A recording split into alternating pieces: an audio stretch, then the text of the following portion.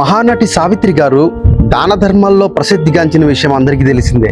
ఆమెది ఎంతో గొప్ప మనసని అంటారు. తన దగ్గరకు వచ్చిన వారికి కొత్త పాత తేడా లేకుండా తన తాహతకు మించి సాయం చేసేదన్న విషయం మహానటి సినిమాలో కూడా చూశాం. ఇలా ఎవరికి పడితే వారికి హద్దుపద్దు లేకుండా దాన ధర్మాలు చేయడం వల్లే ఆమె చివరి దశలో అంతులేని ఆర్థిక కష్టాలు అనుభవించిందనేది నగ్న సత్యం. వాస్తవానికి సావిత్రి గారి ఆదాయం ఆ రోజుల్లోనే లక్షల్లో ఉండేదట.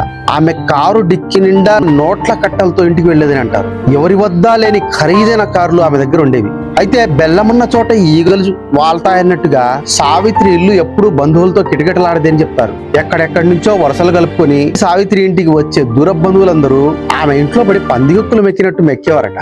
అంతేకాదు ఇంట్లోని విలువైన వస్తువులు చేతికి ఏది దొరికితే అది చంకన పెట్టుకుని వెళ్ళిపోయేవారు.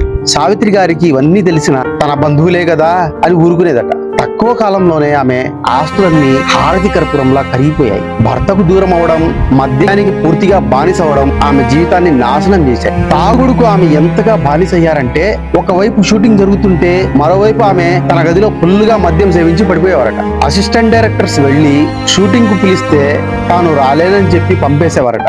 సావిత్రి గారి జీవితంలో జరిగిన ఒక సంఘటన గురించి తెలుసుకుందాం. 25 ఏళ్ల కిందట సీనియర్ జర్నలిస్ట్ ఉదయగిరి ఫయాజ్ గారు చెన్నైలో ఈనాడు బ్యూరో చీఫ్ గా పనిచేస్తున్న రోజుల్లో ప్రముఖ సినీ కథా రచయిత బమిడిపాటి రాధాకృష్ణ గారితో తరచూ కలుస్తుండేవారు. ఆయన సావిత్రి గారికి చాలా సన్నిహితంగా ఉండేవారట. బమిడిపాటి రాధాకృష్ణ గారు మహానటి సావిత్రి గురించి ఫయాజ్ గారికి ఒక ఆశ్చర్యకరమైన సంఘటన బట్టి తెలియజేశారు. సాధారణంగా సావిత్రి గారు తాగడానికి కూర్చుంటే ఆమెకి ఎవరో ఒకరు కంపెనీ ఉండాలట.